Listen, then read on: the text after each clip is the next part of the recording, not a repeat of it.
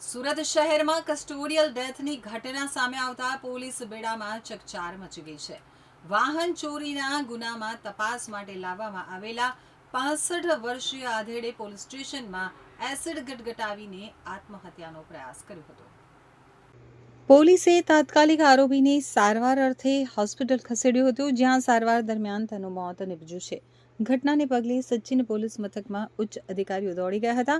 મળતી માહિતી મુજબ મૃતક સૈયદ બદરુદ્દીનને વાહન ચોરીના કેસમાં તપાસ અર્થે ગોધરાથી સુરત લાવવામાં આવ્યો હતો. સચિન પોલીસ મથકમાં આરોપી સૈયદ બદરુદ્દીનની ધરપકડ કરવામાં આવી હતી. આરોપી વિરુદ્ધ 15થી વધુ ગુનાઓ નોંધાયેલા હોવાને કારણે પોલીસ દ્વારા તેની સઘન પૂછપરછ દરમિયાન ગત રોજ તેણે કુદરતી હાજતે જવાનું જણાવ્યું હતું. આ દરમિયાન શૌચાલયમાં રાખવામાં આવેલ ગેસેડ ગટગટાવી લેતા તેની તબિયત લથડતા પોલીસ દ્વારા તાત્કાલિક સારવાર અર્થે હોસ્પિટલ ખસેડવામાં આવ્યો હતો.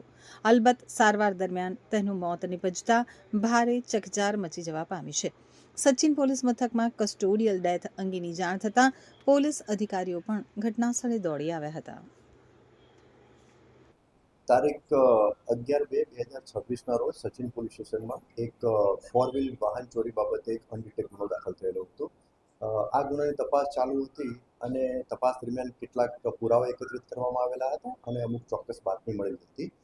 બાતમી આધારે આ જે ગુનામાં સંડોવાયેલ ઇસમ નામે સૈયદ બદરુદ્દીન મોયુદ્દીન જણાઈ આવતા અને એમની હકીકત મળતા સ્થાનિક પોલીસ સ્ટેશનની team Godhra B division police station વિસ્તારમાં ગયેલી હતી અને ત્યાં સ્થાનિક પોલીસની મદદ લઈ અને તપાસના કામે એમને અહીંયા સચિન પોલીસ સ્ટેશન લઈ આવેલા હતા. આ બાબતની જાણ એમને જે તે વખતે એમના સગા સંબંધીને પણ કરવામાં આવેલી હતી. તપાસના કામે અહીંયા પૂછપરછ ચાલુ હતી. દરમિયાન એમને કુદરતી હાજતે જવાનું છે એટલે એવું કહી અને એ પોલીસ સ્ટેશનના નીચે ડિસ્ટાફની ઓફિસ છે એમાં ગયા અને ત્યાં જે ટોયલેટ સાફ કરવા માટેનું જે ક્લિનિંગ એજન્ટ જે છે એ મટીરિયલ છે એ કોઈપણ કારણોસર એ ગટગટાવી ગયા, જેથી એમને પેટમાં દુખાવો થતો હતો અને વોમિટ થવાનું એમને ઉબકા આવતા હતા. એ બાબતે એમને જાણ કરી પોલીસને. તાત્કાલિક સારવાર માટે એમને સચિન પોલીસ સ્ટેશનની હદમાં આવેલી નજીકની હોસ્પિટલ પ્રાઇવેટ હોસ્પિટલમાં લઈ ગયા. એના પછી એમની વધુ સારવાર માટે બીજી એક હોસ્પિટલ સમર્પણ હોસ્પિટલમાં લઈ ગયા અને એના પછી સ્પેશિયલ ટ્રીટમેન્ટ અને વધુ સારી સારવાર મળી રહે એના માટે એમને સિડ્સ હોસ્પિટલમાં ટ્રાન્સફર કરવામાં આવ્યા અને એમાં સારવાર દરમિયાન એમનું અવસાન થયું છે. જે અનુસંધાને કસ્ટોડિયલ ડેથ એટલે કે એડી સચિન પોલીસ સ્ટેશનમાં દાખલ કરવામાં આવેલી છે. હાલમાં સદર બનાવ બાબતે જે અકસ્માત મોત દાખલ થયેલું છે તપાસ ચાલુ છે. હાલમાં પીએમની કાર્યવાહી કરવાની તજવીજ પણ હાલમાં ચાલુ છે અને આ જે અવસાન જેનું થયેલું છે એમના વિરુદ્ધમાં અગાઉ પણ લગભગ 15 અલગ અલગ ગુનાઓ અલગ અલગ પોલીસ સ્ટેશનોમાં દાખલ થયેલા હતા, એટલે કે એમનો ગુનાહિત ભૂતકાળ પણ હતો. એટલે આ પણ તપાસ દરમિયાન આ બાબતની જાણકારી મળી છે. હાલમાં એમના સગા સંબંધીઓને બોલાવી લેવામાં આવેલા છે અને પીએમની અને કસ્ટોડિયલ ડેથ અનુસંધાને જે કે ભાઈ કાયદેસર કાર્યવાહી થતી હોય એ અત્યારે ચાલી રહી છે.